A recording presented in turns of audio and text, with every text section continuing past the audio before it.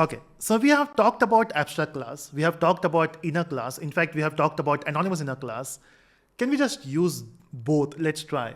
What I will do is I will just make this class as an abstract class because I want to create this method show as an abstract method.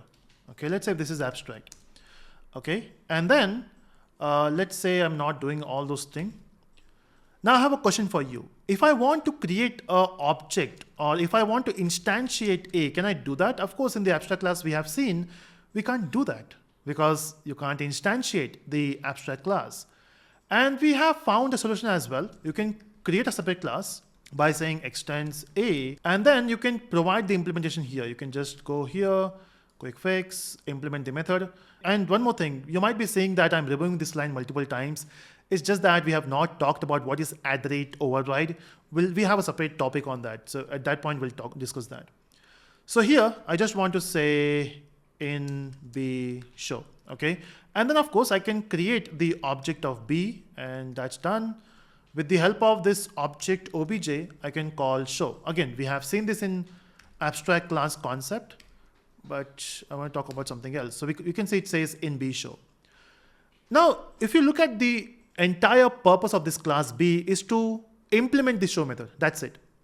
And if you are using this method only once, then why to even create this class? Can I use something else? Can I use anonymous inner class here? Okay, so what I'm saying is I can simply say new A, and okay, it's not working, but can I provide the implementation here? And I can create a method which is public void. In fact, I will just simply paste the code because we already have that code with me. And here I will say in new show. So what I'm doing is I'm providing the implementation for the abstract class here itself, okay? And you might be thinking, we are still getting new A, right? Is it the object of an abstract class? We can't do that, right? How we are doing this? The thing is, this is a class here, right? The anonymous inner class. And we are creating the object of not A. We are creating the object of this anonymous inner class. That's a point to remember.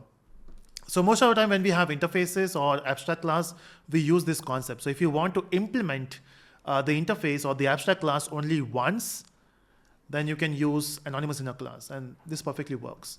So let me just try it out, compile this code and run. You can see it works.